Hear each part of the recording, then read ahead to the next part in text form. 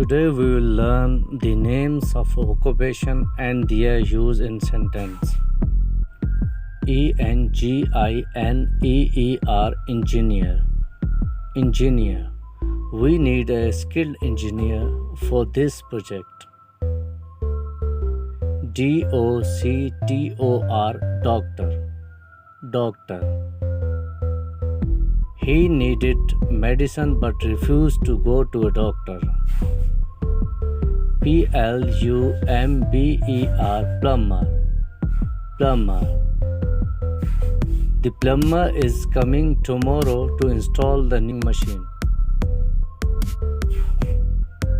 Driver, driver. Driver. He likes to sit at the front of the bus near the driver.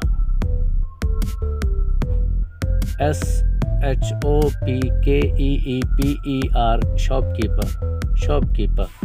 His father was a small shopkeeper in that town. Teacher, teacher. Teacher. He is the best teacher even though he has the least experience.